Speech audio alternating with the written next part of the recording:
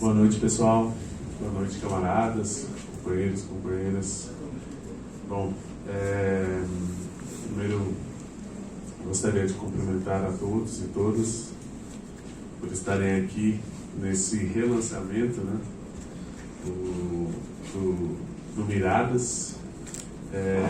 O lançamento, infelizmente, ocorreu em tempos de pandemia, não pôde ser presencial, mas agora a gente está corrigindo, né, aí a rota que a natureza, entre aspas, nos impediu de fazer da maneira correta num primeiro momento. Bom, falar um pouco sobre o Edições Nova Cultura, o nosso selo,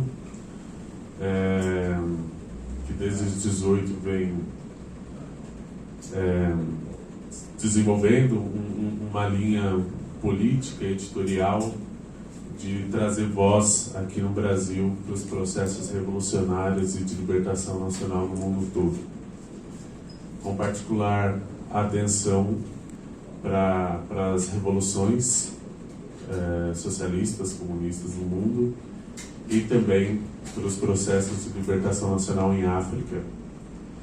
E dentro desse processo, o Miradas ele aparece como uma forma não só de estreitamento das relações com o Consulado Geral de Cuba, mas também como um instrumento de estabelecer uma solidariedade à Revolução Cubana no desenvolvimento das suas lutas diárias, na edificação do socialismo e na continuação como uma referência revolucionária para todos os povos do mundo, né?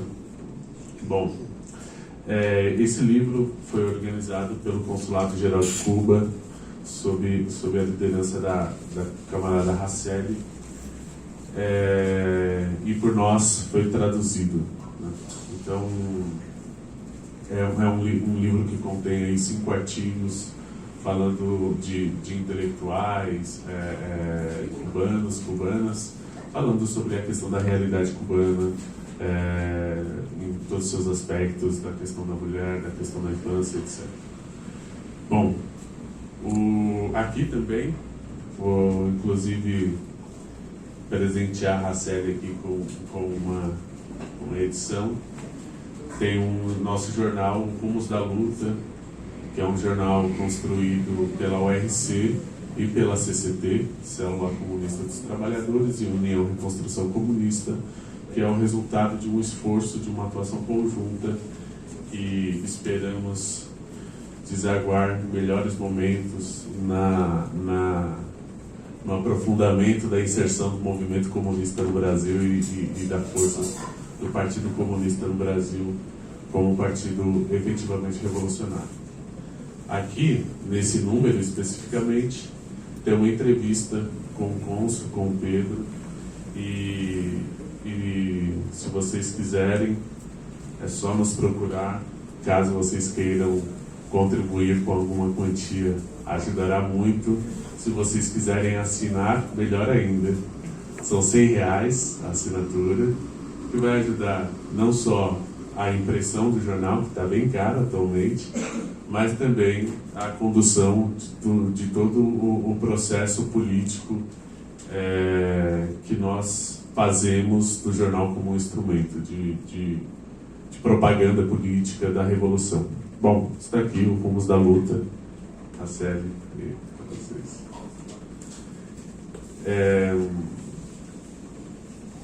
Desculpe a minha desorganização nas informações, é porque eu não sou muito dado a esses momentos, né? Bom, vou falar um pouquinho da Raceli. Raceli Fernandes Garrido, ela tem graduação em Sociologia, é mestre em Ciências Políticas com especialidade em Trabalho Social.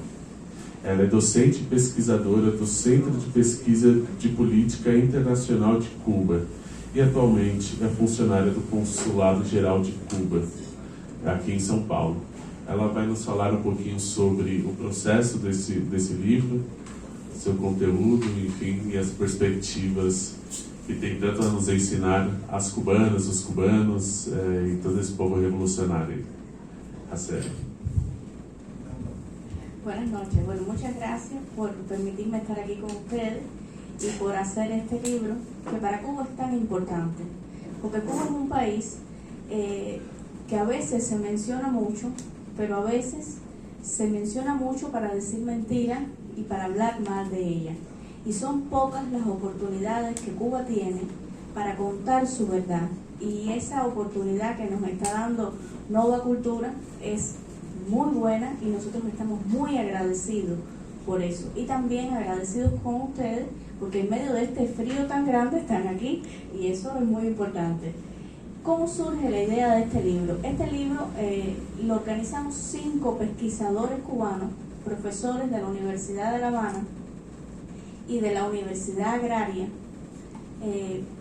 con el objetivo de dar a conocer aspectos fundamentales de la realidad cubana en temas políticos como la participación política, y son el resultado de sus pesquisas de investigación, de tesis de maestría, de tesis de doctorado, y explicarle un poco a las personas aspectos tan fundamentales como, por ejemplo, cómo participan los jóvenes cubanos políticamente, cómo participa la mujer cubana políticamente, cómo participan los medianos y pequeños propietarios de propiedad privada en todo ese proceso social y político de la revolución en la Cuba de hoy, y cuáles fueron los elementos que permitieron que hoy Cuba fuera un país socialista con una revolución, porque generalmente se dice Cuba, ¡ay Cuba, pobre Cuba, que es un país socialista con una revolución y esos cubanos y la dictadura! Pero Cuba es un país socialista que hizo una revolución porque los cubanos lucharon por ella y decidieron que era necesario emanciparse, liberarse, ser libres, independientes, luchar por su soberanía. Y eligieron el camino del socialismo porque fue el camino justo, el camino que determinaron que era mejor para seguir. En este pequeñito libro se hace un poco de historia y se explica cómo es el proceso de pensamiento político que dio lugar a ese pensamiento emancipador y que con el tiempo se convirtió en cultura política, en la cultura política que es la base del pueblo cubano, de sus principios, sus valores, sus convicciones, y lo que nos permite mantenernos firmes a pesar de 60 años de bloqueo económico, político y comercial, que es horrible. Ningún país en el mundo ha sido sometido a un bloqueo tan grande como nosotros los cubanos. Entonces, esto es lo que expresa más o menos en síntesis el libro.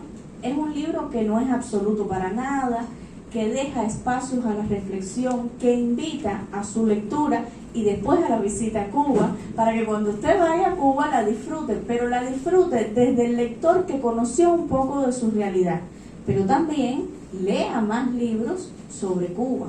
Habla de personas muy importantes, como Félix Varela, como el Che Guevara. Habla de personas muy importantes como Julio Antonio Mella, como José Martí, como Fran País. Habla de personas que fueron cumbres en el pensamiento político cubano. Y por supuesto, habla de Fidel. Nosotros nos sentimos felices de que hoy sea una fecha escogida para hacer este relanzamiento, porque estamos próximos a celebrar el cumpleaños de Fidel. Y aunque él no esté físicamente con nosotros, su ejemplo siempre nos guía, porque fue una persona capaz de viajar al futuro y regresar para explicárnoslo. Y nosotros los cubanos tuvimos la inmensa dicha de tenerlo y de que fuera nuestro. Pero más que nuestro, yo creo que Fidel es universal, porque cada hombre y cada mujer de cualquier país del mundo que sienta la necesidad de un mundo mejor, Entonces ese está muy cerca de Fidel y Fidel forma parte de él.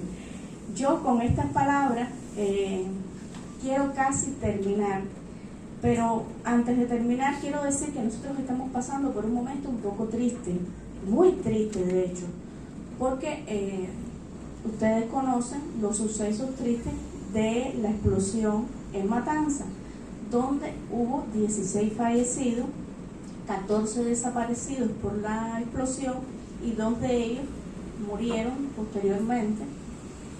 Y yo no quería dejar pasar este momento para rendir tributo a esos cubanos que hoy son héroes, muy jóvenes, algunos 24 años, 18, algunos mayores, pero igualmente importantes porque las edades no cuentan, lo que cuentan son las almas y las personas, y su ausencia duele. Y si estamos aquí, yo quería rendirle tributo a esas personas. Muchas gracias.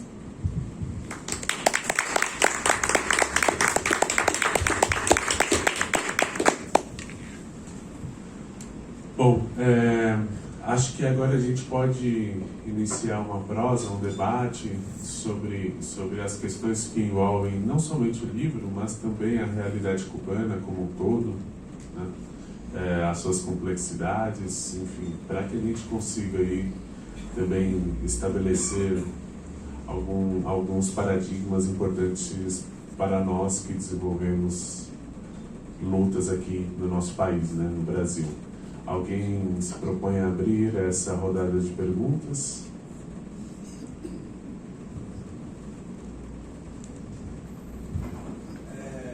Assim, tipo, o que a gente ouve falar de Cuba, pelo menos eu, assim, que tenho uma vivência aqui em São Paulo em diversos meios sociais,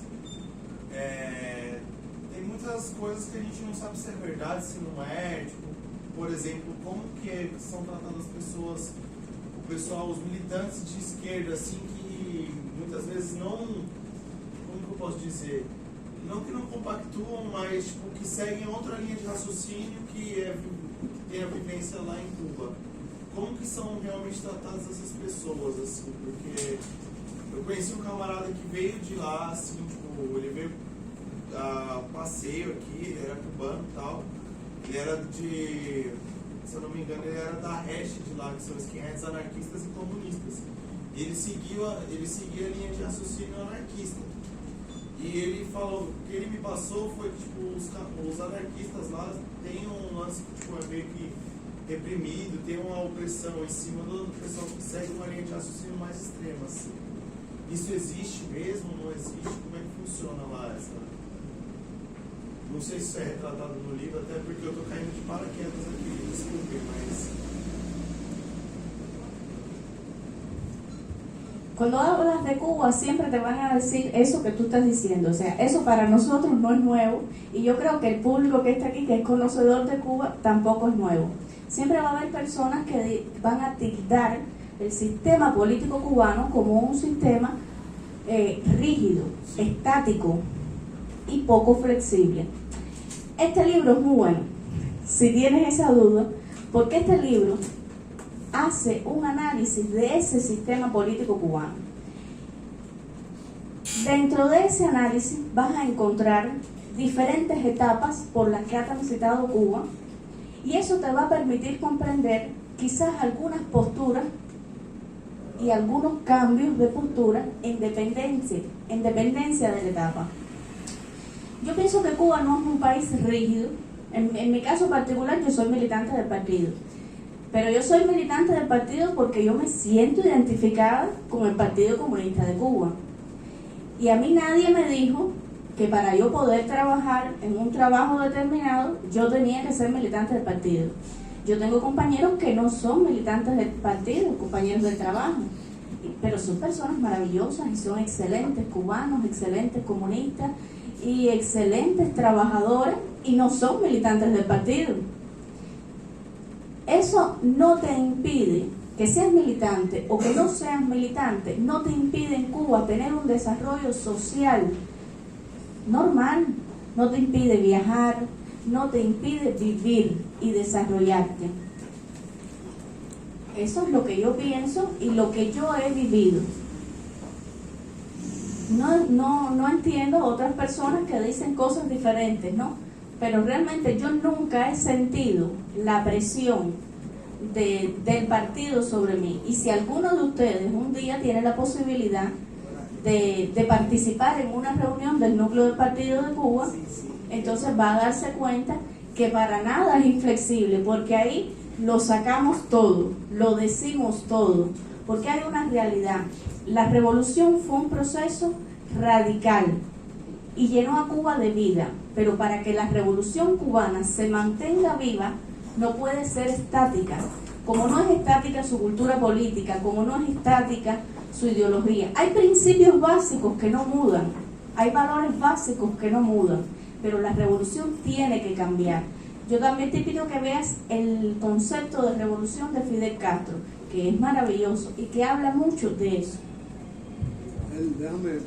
Puedo meterme también, a mí me parece muy bien.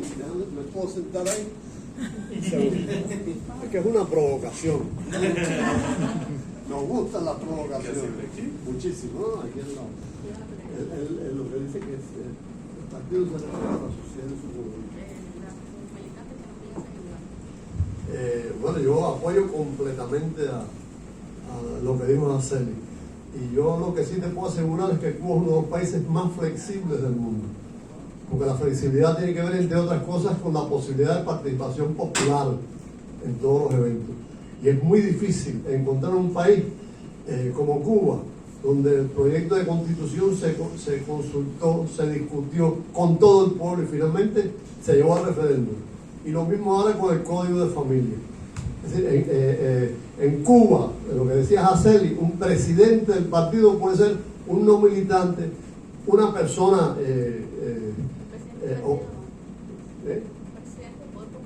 presidente del gobierno, el presidente de Cuba puede ser una gente ideológicamente con posiciones diferentes a las del socialismo. Lo que pasa es que nadie lo elige, es muy simple, ¿no? Hay un consenso general. Puede ser una persona con un género específico que no tiene que ser mujer u hombre. Cualquiera puede ser miembro militante del partido y puede ser presidente del país. Eso no tiene la menor discusión. El partido no incide en lo absoluto en las elecciones. En lo absoluto. Las elecciones en Cuba son, o se basa en una democracia muy especial. Que ahí tú ves hasta dónde el partido impone o es autoritario. En las elecciones se reúne el Comité de Defensa de la Revolución, me imagino que saben lo que es eso, el pueblo, la población dentro del barrio, y empiezan a proponer delegados para el gobierno. Los delegados se proponen de acuerdo con los méritos que tienen los delegados. No si son militantes o no son militantes, si es un gran deportista, un gran científico, un gran músico, y además de eso puede tener funciones de gobierno. O sea, a nivel de base, la elección y a todos los niveles se hace a partir de los méritos. Nadie hace campaña, no existen campañas, ni individuales ni partidarias, y el partido no interviene en lo absoluto. Y eso sucede así hasta el final. No hay dinero en ningún momento, o sea, el dinero no respalda a nadie porque no tiene sentido. Además, el dinero no ejerce ninguna función específica, porque el gobernante no tiene ningún salario especial. Aquí se puede hacer rico. En Cuba, es decir, hay que tener una capacidad enorme de sacrificio, enorme, para tener una posición de gobierno. Porque no implica otra cosa sino sacrificio, deber, obligación para con el pueblo. Entonces, la sociedad cubana en su conjunto es muy flexible. Y como dice Araceli, dentro del núcleo, ustedes no se pueden imaginar lo que decimos. Por eso la CIA a veces se confunde y piensa que el país se está derrumbando porque en un núcleo puede haber debates muy fuertes sobre defectos que tenemos todavía. Algunos tienen mucho que ver con el bloqueo, otros son defectos propios y los criticamos con tanta dureza que si nos oye alguien de la CIA enseguida dice: se cae el gobierno, le quedan días para caerse, se cae el sistema, desaparece el sistema. Es decir, una cosa no tiene que ver con la otra. Cuba además se democratiza cada vez más. Hay un proceso, una tendencia estable y continua de democratización de la sociedad cubana. Y te repito, No hay precedente en el mundo de una constitución que se haya discutido como la cubana. No hay precedente en el mundo de un código de familias sumamente avanzado, que se parezca al código cubano. Y eso refleja todo. Es decir, en esos instrumentos, en esos fenómenos sociales, se expresa, por supuesto, la posición general del Partido Comunista de Cuba de la sociedad. Eso para completar lo que vamos a hacer y con lo que estoy de acuerdo completamente. Por favor. Vou aproveitar que o Pedro aproveitou e eu vou sentar aqui por causa da provocação. Eu vou fazer uma pergunta que eu acho que a imprensa deveria de fazer e deixar, por exemplo, o consulado ou, enfim, né, quem entende de fato responder, né? Não é que eu penso assim, né? É porque o problema da nossa imprensa é que ela joga as coisas e fala, ó, é isso que eu acho e é isso que você tem que achar e ponto final, né? Então eu vou colocar de um jeito que a nossa imprensa deveria te perguntar, de acordo com o posicionamento dela, né? Quero deixar bem claro que eu não compacto com isso, até porque eu quero abrir mais ainda essa questão de acordo com a ideia da provocação. E aí eu queria colocar o seguinte, já que aqui tem eleições e que provavelmente, né, vai entrar em discussão Cuba, Venezuela e aquela coisa toda, eu quero colocar a seguinte pergunta: por que quando a gente fala de eleições, Cuba é uma ditadura? Eu quero que o Pedro fale totalmente ao contrário. Essa resposta não é para mim, é para a imprensa. La imagen país es una cosa muy utilizada desde hace muchos años. Y por supuesto, la revolución cubana no es un ejemplo que a los grandes monopolios, ni a los centros de poder, ni al imperialismo le guste. ¿Por qué es un ejemplo que no le gusta? Porque te muestra que en un país las diferencias de clase son malas, que en un país el racismo es malo, que el abuso contra la mujer y la discriminación de la mujer es malo. Y todo está en función de la igualdad de los seres humanos como seres humanos. Entonces Cuba es un ejemplo muy malo para ese tipo de prensa que responde al imperialismo, a los grandes centros de poder. Por eso Cuba tiene que ser reflejada como una dictadura, tiene que ser reflejada como un mal ejemplo, tiene que ser reflejada como el monstruo de las 7 cabezas al cual usted le tiene que temer. Porque silenciar la realidad de Cuba es, en gran medida, mantener el status quo de la clase dominante. Por eso. Sí, de acuerdo de nuevo con Hassel. Además, si no estoy de acuerdo, me busco un lío después con él. Nos gustan las provocaciones. Además, es bueno que se discutan, que se pongan, se pregunten temas que parezcan delicados. La revolución cubana es un fenómeno popular, democrático, de vieja cabeza, desde el propio inicio. Fue el pueblo el que logró el triunfo de la revolución. Cuando triunfa la revolución, se hicieron montones, se aplicaron muchas leyes radicales. Más de 100.000 muchachos en la secundaria fueron alfabetizados. Pueblo en acción, el pueblo gobernando. Después, las milicias nacionales revolucionarias nos enseñaron a manejar las armas, a tener criterios sobre estrategia, táctica, y llegó después la invasión de la bahía de los Porcos, como dicen ustedes, nosotros lo llamamos bahía de Girón, y ahí fue el pueblo a luchar por la defensa de Cuba y del socialismo, porque Fidel ese mismo día declaró que Cuba era un país socialista. Más de 600.000 médicos han ido a ayudar a otros países. Ese es el pueblo siguiendo las líneas de política de gobierno, que son las líneas políticas del Estado y del propio pueblo. Aquí se dijeron muchas mentiras y se acaban de decir mentiras garrafales ofensivas y vergonzosas con relación a los médicos cubanos. Los médicos cubanos, la inmensa mayoría, son revolucionarios, son gente muy humana y trabajan por valores. En el terreno de la educación, cientos de miles de cubanos han salido al extranjero a aplicar,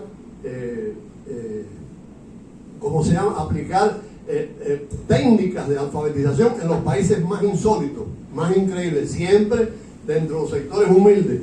Pero va el pueblo, ese es el pueblo. La discusión de la Constitución, te dije, es decir, como dije antes, se hizo un proyecto, se llevó a las masas, se revisó el proyecto, volvió al Parlamento, a un Parlamento que no es el Parlamento de aquí, es otro Parlamento, diferente por completo. Después que el Parlamento revisó el proyecto, lo llevó a las masas y se hizo un referendo con la Constitución. Se hizo un referendo, toda la población dio opiniones. Y lo mismo está pasando ahora con el Código de Familia. Se ha bajado y subido, cuando quiero decir se ha puesto tantas veces en función del criterio de la población que más del 40% del contenido ha sido alterado. Ha sido alterado. Es decir, si hubiera dictadura, esto no tendría sentido. Como una dictadura va a darle esa participación al pueblo. Ninguna dictadura le da participación al pueblo, lo oprime. Y eso no es lo que ha sucedido en Cuba, son muestras fehacientes, tangibles, de que es gobierno del pueblo, para no decirte que el pueblo disfruta de salud gratuita, de educación gratuita, de una cultura de alto nivel que es prácticamente gratuita, etcétera, etcétera. Es decir, ese gobierno del pueblo, esa democracia, según nuestro criterio, efectiva, lo que no quiere decir que no haya cosas que tengamos que mejorar. Las elecciones, como dije antes, es un fenómeno de verdadera democracia. No es la democracia griega o la de otros muchos países donde hay dos mundos, un mundo que discute, que debate, y hay gente viviendo en las calles o esclavos en la época de los griegos antiguos, o aquí, por ejemplo, la Cracolandia. Es decir, aquí hay dos mundos. Aquí hay dos mundos y tú ves por la televisión y en la televisión generalmente le hablan a un mundo, el resto del mundo lo desconocen, lo ignoran. ¿Qué democracia es esa? Eso no pasa en Cuba. En Cuba la inmensa mayoría de la población tiene un alto nivel cultural. La población en su conjunto, no élites. En Cuba no son las élites las que tienen la ventaja. Esa es la realidad. Repito, hay muchas cosas que cambiar. Estamos cambiando. Lo que decía Arceli, no es una sociedad estática. Pero a decir que Cuba es dictadura es el mensaje que mandan los yanquis. El mensaje que mandan los yanquis para deformar la realidad cubana.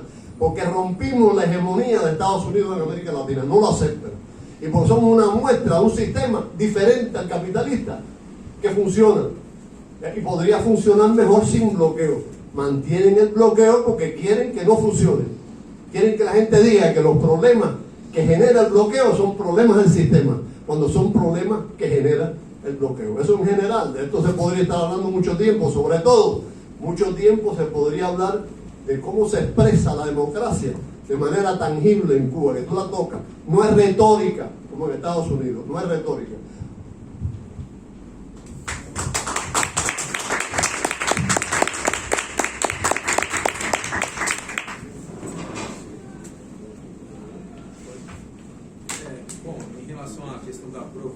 Que achei bacana isso. Eu não sou direita e nem esquerda, então não sei como é que vai ser a receptividade, mas a pergunta dele é interessante.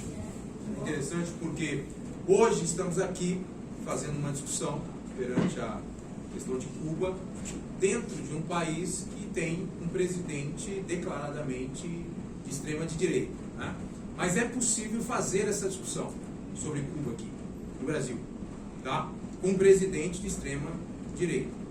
Dizem que é autoritário, etc, etc. Só que a pergunta dele é pertinente porque eu não vi a literatura. Ele falou sobre a questão dos anarquistas, ou mesmo trotskistas, sabendo do histórico, do próprio processo revolucionário, que tem a ver com a União Soviética, stalinista, que provavelmente tenha rompido, mas eu não vi a literatura. Por exemplo, Rosa de Luxemburgo, não conhecem a literatura.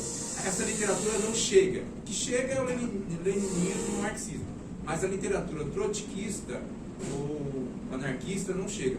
E aí nós tivemos as manifestações, e aí isso é importante falar, teve as manifestações contrárias ao regime, no passado, e que muitos foram presos, e etc. Que ali representa um pensamento contrário. No Brasil também é um pensamento contrário, ou ao Lula, ou ao presidente do país. Mas aqui você pode se manifestar. E lá? Eu quero saber da literatura. A literatura de Trotsky ou de Rosa de Luxemburgo, esse pessoal que está fora do marxismo-leninismo. Yo estudié mi carrera en Rosa Luxemburgo y estudié sociología. Sí. Tengo 38 años y la di con 21. Entonces, eso que en la universidad no se dan esos autores porque solo se da Lenin, no es cierto. Yo creo que la Universidad de La Habana y el resto de las universidades de Cuba tienen un currículum y un programa de estudio muy bueno y muy completo. Y no estoy hablando solo de universidades que estudian ciencias sociales, estoy hablando de los médicos. Los médicos estudian filosofía y cuando usted da filosofía en general, porque no se concibe un profesional que no tenga cultura. Porque para Cuba la educación es fundamental. Y la educación es la libertad del pensamiento del ser humano. Martí lo decía, un hombre culto y educado es un hombre libre. Y esa es la base del pensamiento cubano. Por tanto, Cuba no solo en las universidades se da eso, en los preuniversitarios cuando el estudiante tiene 15, 16, 17 años, le dan educación cívica, le dan marxismo, pero también le dan filosofía, que no se llama filosofía, tiene otro nombre, es educación cívica, creo que es, ¿no? Tiene un nombre. Y le dan esas cosas. Y eso lo que les permite a los estudiantes es formarse y decidir qué quieren ser. En Cuba, usted si quiere ser comunista, es comunista. Si usted no quiere ser comunista, no es comunista. Y usted, que sea comunista o que no sea comunista, no lo determina ni lo define como ser humano. Usted puede ser un buen ser humano y no entender de política. Pero ¿qué le pasa a usted? Que usted no puede tener los ojos cerrados. Que usted no puede dejar de desconocer la historia. Porque no es solo estudiar los autores, es contextualizar los autores en el momento en que vivieron. Y qué dijeron, y cómo lo dijeron, y qué querían decir. Y en Cuba la historia se da primaria, secundaria, preuniversitario y universidad.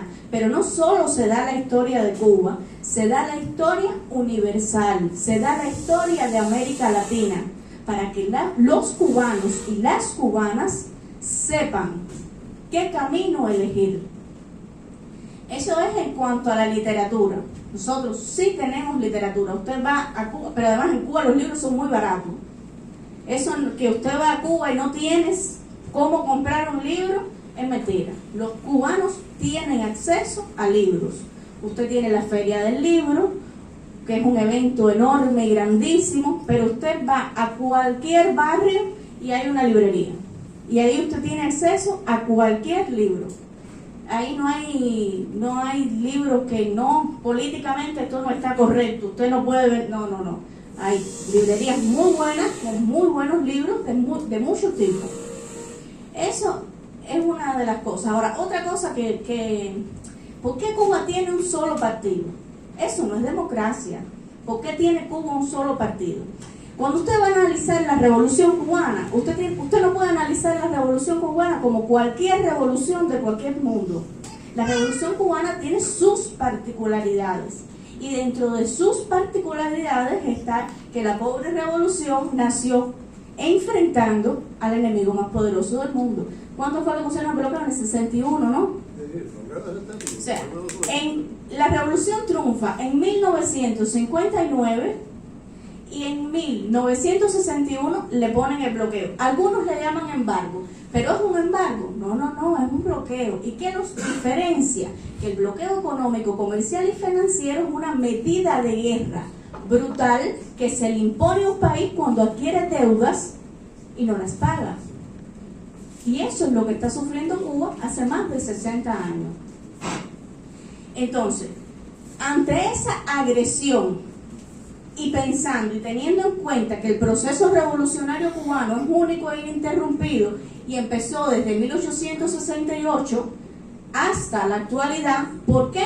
Porque fue en el decursar del tiempo, líderes y pueblo luchando por su independencia, quisieron que determinaron que querían ser libres, independientes y adquirieron su pensamiento de cubano. En ese proceso triunfa la Revolución Cubana.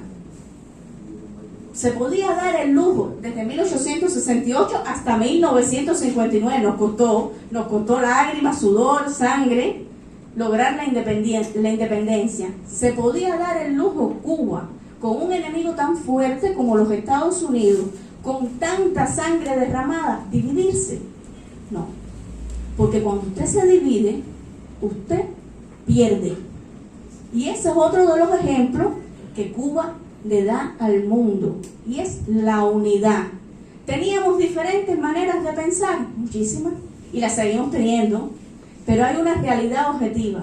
Tenemos un objetivo más grande, y es defender la revolución, que se desarrolle. Con defender la revolución, defender la soberanía.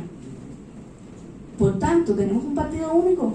No es un solo partido, es un partido único que representa a la mayoría, que vela por los intereses del militante y el no militante, y que ayuda y fortalece a la unidad de la nación cubana. En cuanto a lo que pasó el 11 de julio,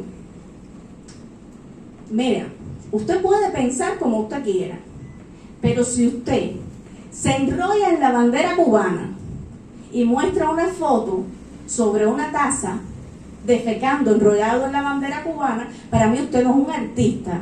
Usted tiene calificativos horribles, los cuales yo no voy a decir porque me ofende. Entonces, ese hombre luchaba por la independencia. No sé, usted lucha por la independencia Antonio Maceo, luchó por la independencia José Martí, luchó por la independencia Máximo Gómez, que no era ni cubano, pero estaba ahí junto con los cubanos, ejemplo de solidaridad. Esos sí lucharon por la independencia. Fidel, Raúl, luchó por la independencia y está luchando por mantenerla de Canel, con todo lo que ha pasado, con todo lo que ha enfrentado, y está ahí. Esos que pidieron intervención humanitaria. ¿Qué cosa es intervención humanitaria? Hay que leer y hay que saberse los conceptos. Intervención humanitaria no es ayuda humanitaria.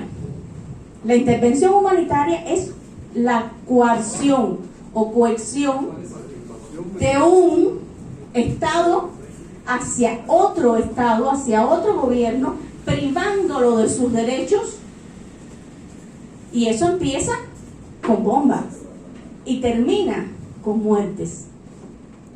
Eso no es lo que quería Cuba para Cuba. Y esas personas que gritaron intervención, número uno, muchas no sabían que había diferencia entre intervención y ayuda humanitaria. Hubo manipulación mediática. Número dos, había personas como ese señor que se enrolló en la bandera, que eran delincuentes y que le estaban pagando. Y número tres, después del 1 de mayo, yo pienso que queda más que demostrado lo que quiere el pueblo. El 1 de mayo eran millones de nosotros que estamos acostumbrados a participar en eventos en la Plaza de la Revolución y en los 1 de mayo, nos asombramos, tanta gente en la calle. ¿Por qué había tanta gente en la calle? Millones en todo el país. Porque la gente tenía claro y tiene claro que hay que demostrar que el pueblo apoya a la revolución. Porque la manipulación de la prensa y los fenomenitos como ese que mencionó, mencionó Jaceli, lo que pretenden es ir cambiando la imagen. Ahora usando un medio muy positivo, pero que puede ser muy agresivo y muy negativo, que son las redes sociales, que se riegan con fuego. Esa es la realidad. Ahora, nosotros, la Constitución cubana dice que Cuba es un país socialista y lo apoyó casi el 90% del pueblo. Nosotros no vamos a permitir jamás que haya algún movimiento que luche por el fin del socialismo. No va. No jugamos con la independencia, no jugamos con el socialismo, porque además sabemos que detrás de eso están cientos de millones, no es juego, lo pueden buscar en internet, cientos de millones de dólares que canalizan los Estados Unidos para subvertir a Cuba. No podemos ser ingenuos. La ingenuidad es tan grave como la traición. Esa es la realidad. Entonces, simplemente no vamos a aceptar, no podemos aceptar a un profesor en una escuela que empiece a hablar contra el socialismo y a promover movimientos contra el socialismo. No jugamos con la soberanía, no jugamos con la independencia. Ha costado, como dijo Hansel, mucha sangre, mucho esfuerzo, mucho sacrificio de la revolución para que ahora de inocentes nos demos manipular a través de gestiones y acciones que están generadas en el 99% en los Estados Unidos. Esa es la realidad. Entonces tenemos que estar siempre, para resistir hay que resistir en todos los terrenos. Siempre estamos alerta. Nunca vamos a poner la revolución en manos de los yanquis. Jamás.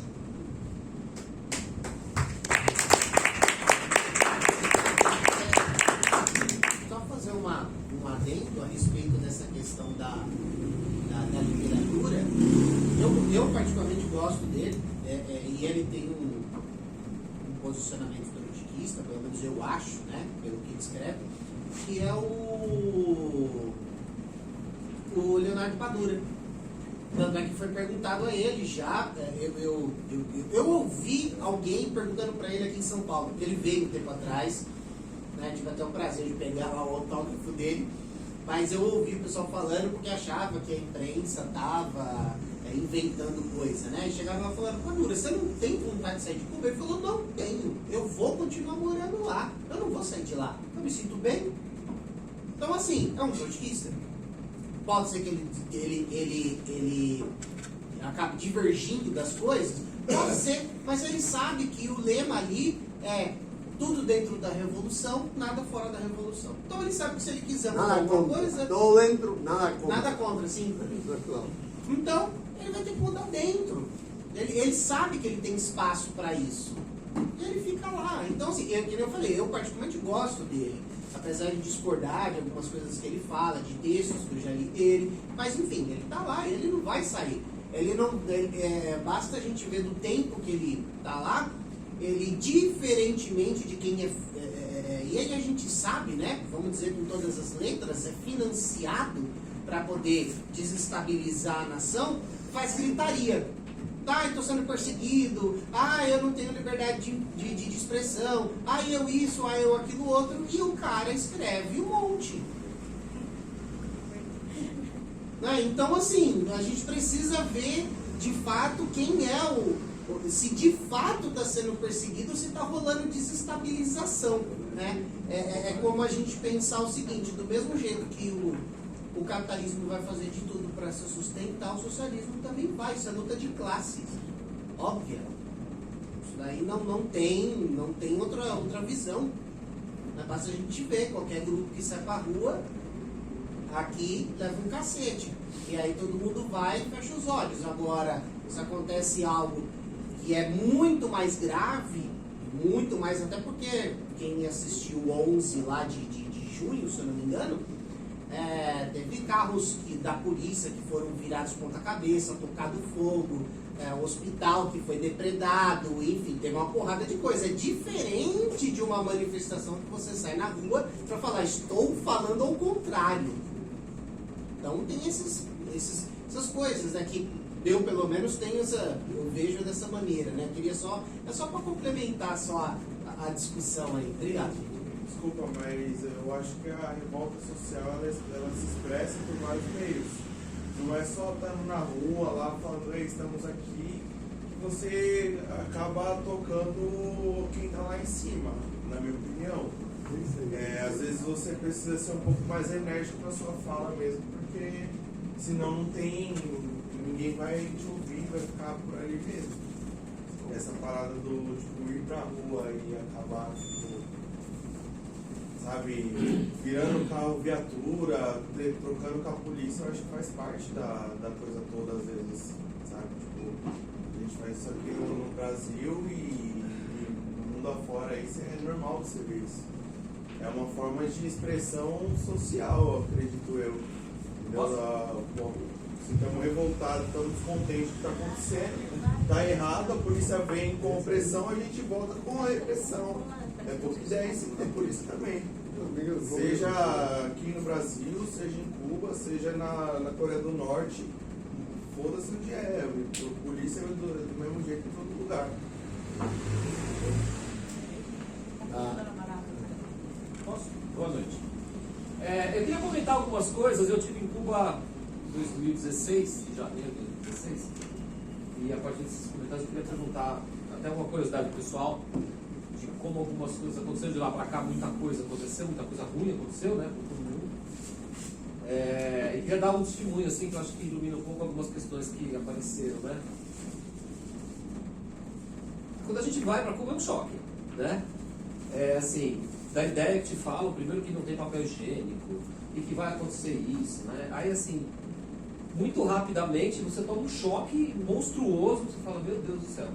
Como a maioria absoluta das pessoas que falam sobre Cuba, no Brasil, que eu ouvi falar, não tem ideia nenhuma do que é aquilo. Primeira sensação que você anda na rua é uma ditadura, não sei o quê. Você vê muito pouca polícia e as pessoas totalmente à vontade. Em uma das casas que eu fiquei, que eu lembro, era uma casa, né? Família, Que cidade? Que cidade? em Havana. Eu tenho tanta sorte que eu tinha um roteiro, mas eu cheguei lá, caiu uma chuva que não caía há uns 40 anos, eu não tive como sair. Então foi em Havana. Mas quando eu escuto alguém falando, vai pra Cuba, eu falo, tá no plano, qualquer hora eu vou de novo, né? Mas enfim, numa casa que eu fiquei, de uma pessoa da Habana Vieja, Habana Centro. Primeira coisa que me chocou, né? A televisão acaba ligada no mundo. E a gente aqui no Brasil estava vivendo a crise do impeachment da Dilma, do golpe, né, contra a Dilma. E a maioria, eu nunca me esqueço disso, né, numa loja de cubanos, que tem a loja para os turistas e a loja para os cubanos, uma senhora muito humilde, eu sou professor de história aqui no Brasil, ela me falou coisas que eu não sabia sobre o que estava acontecendo no Brasil. E, desculpa falar um palavrão, puta que eu pariu, que povo bem informado. Eu fiquei chocado. Falei, olha o nível de informação que essas pessoas têm. Eu queria viver numa ditadura que cerceia informação desse jeito. Outra coisa que me chamou a atenção, um senhor muito humilde, vendia chaveiros na porta dos barzinhos de turista, e eu fiquei com amizade com ele, passava todo dia lá, ia beber no bar, fiquei conversando com ele. Ele tinha 2 filhos na universidade. E aqui no Brasil, quando você ameaça botar pobre na universidade, a gente viu o que aconteceu, né? A gente viu o que está acontecendo. Eu queria só tocar num ponto, e assim, indo para a questão da filosofia do pensamento do Marx, a ideia de liberdade no capitalismo. Porque às vezes a gente ouve, eu acho que Cuba não tem liberdade total, como não tem em nenhum lugar do mundo. E aí cada um com seus problemas, né? E é bom a gente pensar. Porque a gente fala às vezes, como se no Brasil a gente tivesse uma liberdade total, por exemplo, de informação. Eu estou dando aula para uma geração de gente completamente vazia. Que teoricamente tem acesso a toda a informação do mundo e que não tem acesso a nada. Exatamente. Porque existe uma grande mentira nesta conversa. Eu passei 3 dias na Universidade de Havana e em 2 colégios que eu fiz amizade com os professores. Quando eu olho para os meus alunos aqui no Brasil, de escolas particulares, de gente que paga muito caro, e também da escola pública que eu também trabalho, eu vejo uma geração de brasileirinhos doentes e vazios, completamente idiotizados por uma mentira que eles têm acesso a tudo com a informação. Eu queria que vocês comentassem sobre isso, porque assim, eu fiquei, como professor, eu fiquei morrendo de inveja sobre o que eu vi na educação em Cuba, de acesso à informação, de discutir tudo quanto era assunto, e era muito claro para mim ali naquele momento, o Obama tinha reaberto a embaixada, uma expectativa que eles tinham do que ia acontecer em Cuba, e com um nível de crítica que me deixou assim emocionado. Acho que Cuba não é perfeita não, como não é nenhum lugar do mundo, e tem seus problemas sim, mas eu voltei de lá. Ah, última coisa, quando eu estava no aeroporto para ir embora, eu fiz amizade com alguns jovens que estavam indo embora. Eu falei, nossa, eu conheço gente no Brasil que tem acesso à biblioteca, a livros, e que fala que Cuba é o país atrasado. E exporta médicos e técnicos e engenheiros para o mundo inteiro. Eu conheci jovens que estavam indo para o Equador, que vinham para o Brasil, médicos, eu falei, eu quero esse atraso aqui onde eu moro, pelo amor de Deus, bem logo. Né? Era isso que eu queria dizer. Incluso cuando tú hablas del acceso a la información y gente vacía, yo sé que tú no estás pensando en los que viven en la calle, que son miles, no estás pensando en la gente que vive en la periferia, no estás pensando en los analfabetos, estás pensando sobre todo en la gente que tiene un cierto intelecto y que puede tener un cierto acceso a la información. Que, por eso yo decía, hay dos mundos, hay un mundo dentro del cual tú puedes decir eso, hay otro mundo que no tiene el menor, hay otro mundo que no tiene el menor acceso. Esa es la realidad. Ahora, Só para tentar fechar essa cadeia de perguntas, existe uma produção de desinformação imperialista muito forte no mundo inteiro. Essas desinformações fazem a gente criar um estereótipo de árabe, por exemplo, um estereótipo de palestino, um estereótipo de iraquiano, iraniano, etc. Também nos faz criar um estereótipo de venezuelano, para dar uma atualizada, né, que é os que estão na moda no Brasil atualmente, e um estereótipo de cubanos, e dentro disso também vem colocado ali uma série de preconceitos em relação a esses estados, uma série de preconceitos em relação a essas culturas, etc. E isso é um processo que a gente sabe que tem o seu produtor fundamental, o imperialismo, sobretudo estadunidense, que é uma máquina de desinformação. São as redes sociais, é o padrão do jornalismo, da mídia, né? É a desinformação a partir da manipulação de imagens, da manipulação de sentimentos. Como que é para os cubanos atualmente lidar com esse avanço tecnológico em torno da informação e as complexidades que derivam disso para não só oferecer resistência à dominação imperialista, mas para lutar pelo direito legítimo de vocês de serem quem vocês são, cubanos, revolucionários, latino-americanos e referência humanitária para o mundo. Como é que é isso atualmente? Yo voy a dar una respuesta más o menos que toque varios de los comentarios que hicieron. El muchacho hablaba de una libertad de expresión. Por supuesto, la libertad de expresión es democracia, es legítima, es necesaria para todos los países. Pero caerle a pedradas a un hospital que lo que tiene adentro de pacientes son niños y madres y doctores y enfermeras, eso no es una expresión de democracia ni de libertad de expresión, eso es un acto vandálico. Coger una patrulla y virarla, es un auto de policía, virarla y empezar a apedrearla, eso es casi asesinato, porque usted casi está provocando la muerte de esas personas. Usted tiene muchas maneras de hablar, muchas maneras de pedir cambios, muchas maneras de expresarse, pero en todas las maneras que usted tiene, ninguna justifica que usted sea un delincuente y que usted abuse. Entonces yo no veo como libertad de expresión lo que hicieron esas personas, de caerle a pedrada a un hospital. Eso no es libertad de expresión. Eso es aprovechar la coyuntura para usted sacar el demonio que lleva dentro y ser un ser humano cruel e indigno. Lo otro, referente a cómo Cuba lucha contra la gran prensa, cualquier espacio es bueno. La primera forma para luchar es saber que no somos perfectos, saber que no nos podemos quedar estáticos y saber que tenemos que seguir trabajando duro para lograr llegar a donde queremos. Porque no podemos decir que Cuba es un país perfecto. No existe un país perfecto porque los seres humanos somos imperfectos. Lo otro es decir nuestra verdad en cualquier lugar, en cualquier escenario. Y nuestra verdad no quiere decir, ay, esto aquí está muy bueno, todo divino. No. Si somos un país pobre, un país con 60 años de bloqueo, es un país muy pobre.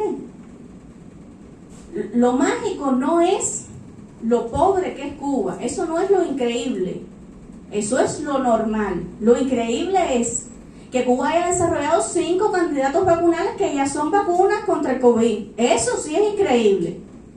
Lo increíble es que la mujer y el hombre en Cuba que desempeñan un mismo trabajo cobren lo mismo. Lo increíble es que el hijo del panadero sea médico. Eso es lo increíble de Cuba, el nivel científico. Eso es Cuba. De acuerdo plenamente. En realidad, el derecho humano de uno es legítimo si tú ese derecho que tú quieres practicar no agrede al prójimo. Simplemente. Porque también una manera de expresión social es el asesinato, el robo, ir yo a tu casa y apedrearte o molestarte o crearte un conflicto. Siempre hay un límite que es el límite del respeto al ser ajeno, al otro. Esa es una. Pero lo otro, repito, nosotros no somos ingenuos. Todo eso fue manipulado, fue financiado por los Estados Unidos. Tenemos elementos, registran en internet para que vean cuántos cientos de millones de dólares al año se canalizan hacia Cuba, hacia influencers en Estados Unidos y hacia Cuba para generar insubordinación. Lo increíble, como decía Haceli, para agregar otras cosas, lo increíble es que Cuba haya logrado resistir 60 años la presión de un país como los Estados Unidos, que es el país más fuerte políticamente, el más fuerte económicamente, el más fuerte militarmente y el más agresivo, que lo ha demostrado siempre. No somos tontos, no vamos a regalar la revolución. Todos los que fueron procesados por los incidentes del 11 de julio se procesaron según el derecho establecido en Cuba y respetando todos los criterios judiciales. Todos, absolutamente todos. Incluso yo pienso, y muchos cubanos pensamos, que durante un periodo fuimos muy suaves, porque había gente, algunos de ellos, que se paraban en internet y decían que vengan los americanos, que invadan al país, hace falta que vengan el ejército de Estados Unidos y que invadan al país. Y esa gente lo dijeron durante un tiempo, hasta que se acabó el juego. No llegó el comandante, pero el espíritu del comandante llegó y mandó a parar. No podemos, todo eso que dice Haceli, en Cuba no hay moradores en la calle, ni drogas, ni no hay feminicidio, es muy excepcional. La delincuencia no existe. Cuba es un país lleno de derechos. ¿Tú crees que vamos a jugar con eso? No jugamos con eso. No va. Y menos cuando sabemos que se trata de una manipulación de Estados Unidos. No jugamos con eso. No vamos nunca a regalar la revolución. No estamos locos. No estamos locos. Y si nos quitan el bloqueo, ustedes verán el nivel de desarrollo que alcanzamos. Haceli mencionó 5 vacunas. Cuba tiene la única vacuna en el mundo contra el cáncer de pulmón. La vacuna contra la hepatitis B surgió en Cuba. En Cuba hay tratamientos únicos para el cáncer de cabeza, de cuello, de próstata. En Cuba hay un producto que evita que se le amputen las piernas a las personas con diabetes. Y te puedo señalar muchos más que son únicos. Eso es desarrollo.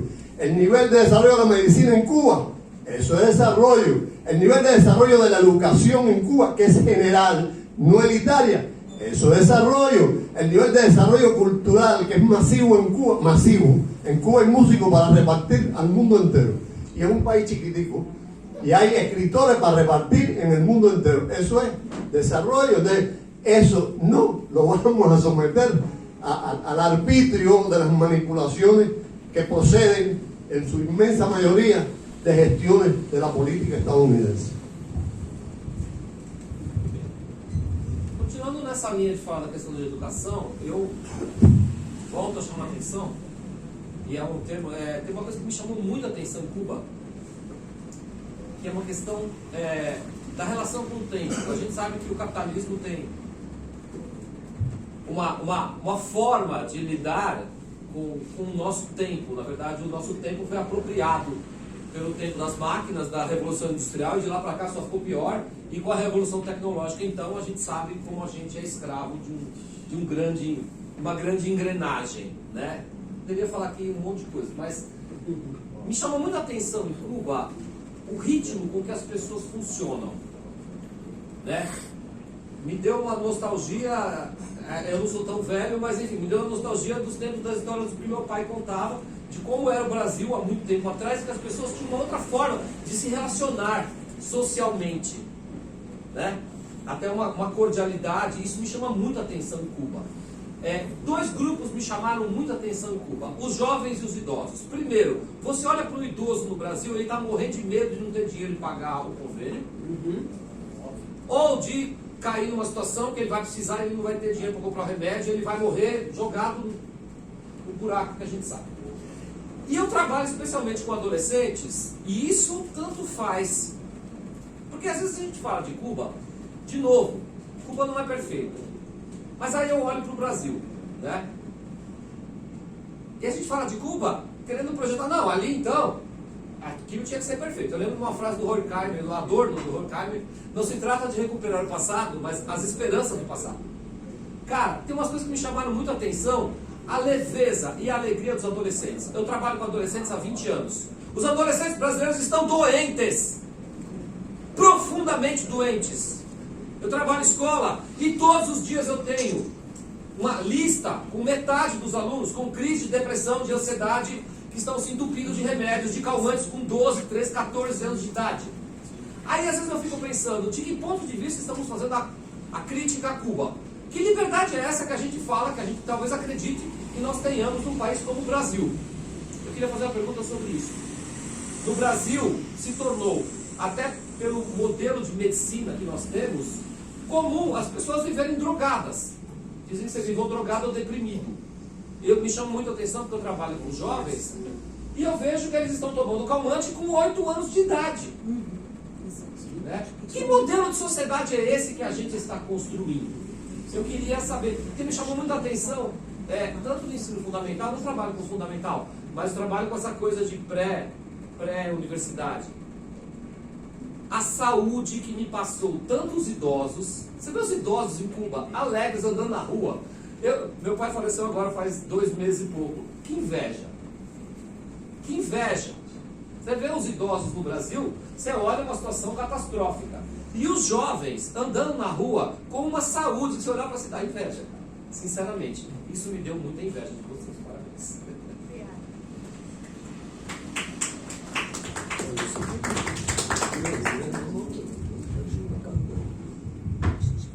Yo pienso que es un poco el modelo y el estilo de vida de cubano. En Cuba, toda Cuba está en función del ser humano. Entonces, si usted no requiere de un medicamento, ¿para qué dárselo? No hay necesidad. Si usted no requiere de una terapia, ¿para qué? No hay necesidad. Pero si usted, en vez de regirlo, las leyes de la humanidad, lo rigen las leyes del mercado, es posible que a lo mejor no lo necesite, pero yo te lo mande porque me va nomás. Y hay cosas que pasan que es triste, ¿no? Que es propio de las leyes del mercado que rigen a ciertos y determinados países, que no es lo que pasa en Cuba. En Cuba el mercado funciona, pero no determina. En Cuba son las políticas. Lo que no sucede en los países donde el neoliberalismo predomina. Las políticas están absolutamente subordinadas al mercado, por lo tanto son arbitrarias. No, el mercado decide qué es lo que va a suceder. En Cuba la biotecnología empezó a desarrollarse en 1990, en grande, cuando desapareció la Unión Soviética y los países socialistas. La crisis en Cuba era brutal. No teníamos que comer.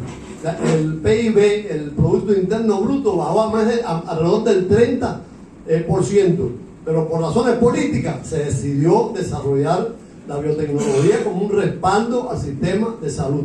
Y hoy Cuba es uno de los países más destacados en biotecnología. Entonces, las políticas son básicas. Este país es riquísimo. ¿Por qué hay esa polarización de la riqueza? Por razones de política, de estructura, por supuesto, del modo de producción y por razones de política. En Cuba eso no pasa porque la política no permite que eso suceda. En Cuba nadie muere de hambre, nadie pasa hambre, a pesar de que por el bloqueo, sobre todo, tenemos problemas a veces para adquirir los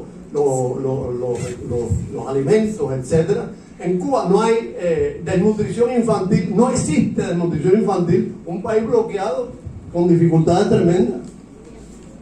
Eu queria só fazer um comentário sobre a questão do mercado e dar um testemunho. Bom, como eu sou uma pessoa sortuda, cheguei em Cuba e caiu uma chuva que não parava. E eu saí andando a pé, eu andei a Havana, olha, acho que ninguém andou a pé naquela cidade quanto eu, porque eu não podia viajar por causa da chuva, então eu fui para tudo quanto é biboca daquele lugar que você imaginou, eu fui. E aí aconteceu que meu tênis começou a estragar, porque encharcou de água, e eu tinha que comprar um tênis. Pasmem, em Cuba tem lojas da Adidas e da Nike, e de outras. Tênis de 400, 500 reais. Se eu não compro aqui em São Paulo, imagina se eu ia comprar em Havana. Aí eu falei, não. Fui em lojas de cubanos, com o peso cubano. O cookie, né? Tem o peso cubano. Eu comprei um tênis. Sabe quanto eu paguei? Hoje, escrevi aqui. Trouxe 6 reais. Depois eu dei pro meu pai usou mais uns anos. Tênis assim, espetacular. Depois, não satisfeito, eu vou tentar comprar uma bota, que eu acho que eu paguei 12, que eu tenho ela até pouco tempo atrás, eu estava em casa aí. É que você vai voltar pra lá, Mas enfim, trazer uma sacolada. outra economia. Assim, eu fazendo força, eu gastava 100 reais por dia. Fazendo força. Né? Mas assim, uma outra noção. É isso que ele falou, da questão do mercado que não te. Né? Só uma questão de contraponto e a provocação, né?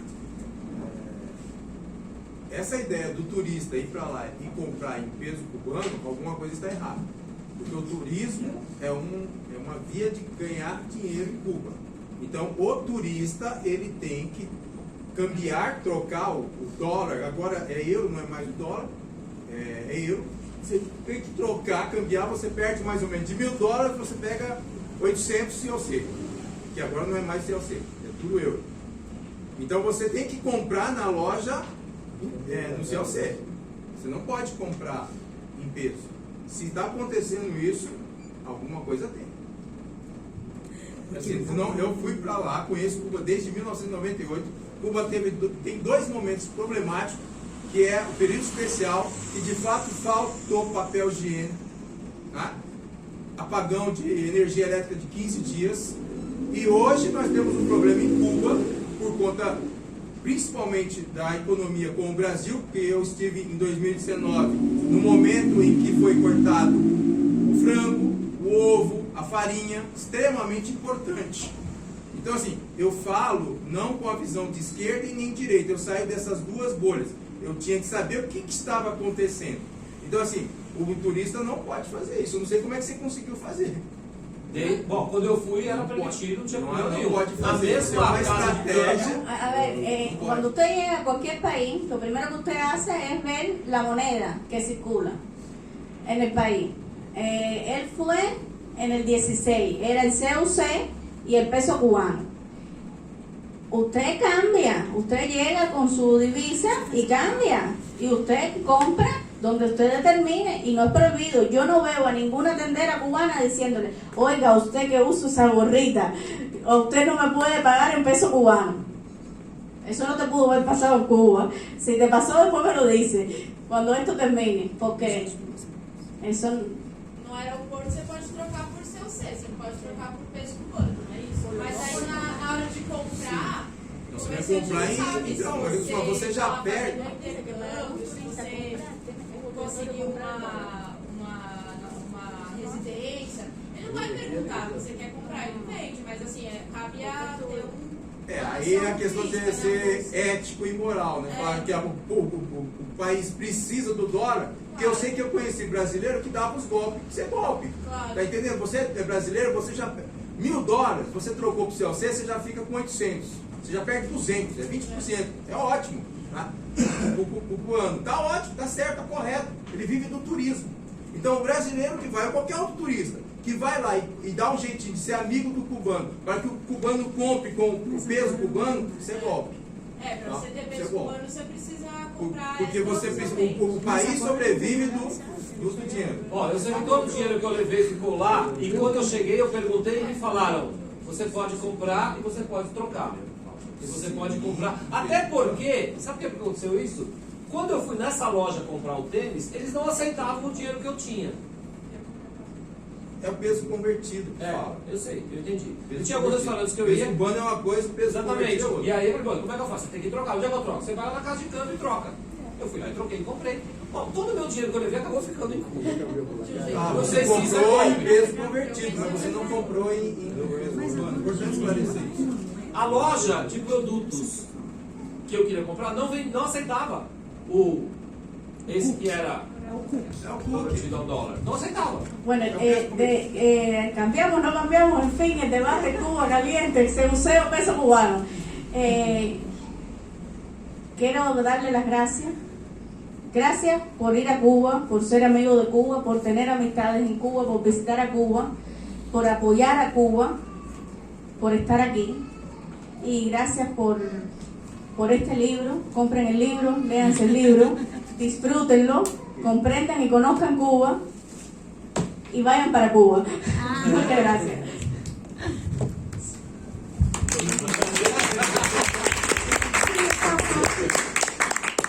Bom, eu só queria, antes de finalizar, lembrar que na banquinha ali, com o Caio, Medina, eu, enfim, tem mais livros, quem quiser, tem outras literaturas tão importantes quanto.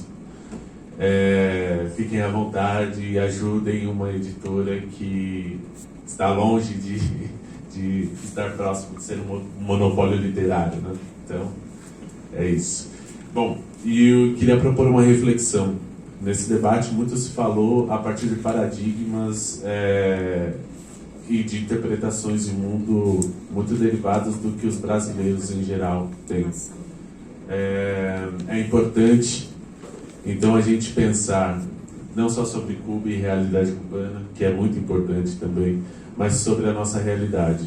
Nós batemos recordes e recordes de produção de grãos e alimentos e temos milhões e milhões de pessoas na zona do que eles chamam de insegurança alimentar, mais conhecido como fome. Nós temos uma das polícias mais violentas do mundo, se o assunto é polícia. Nós temos um Estado extremamente autoritário que não permite um debate desse nível, a não ser para classes mais abastadas atualmente, uma pequena burguesia ou alguma coisa do tipo, porque ninguém debate popularmente, enquanto tem 40 mil pessoas em São Paulo em situação de rua. Isso não é democracia. Com fome, não há democracia. Então vamos pensar sobre a nossa realidade. Tem um Yankee aí no nosso pé, temos alguns vassalos, seja da direita, principalmente da direita, mas seja da esquerda, da ordem também. Temos uma libertação nacional para lutar e uma revolução para construir. É isso.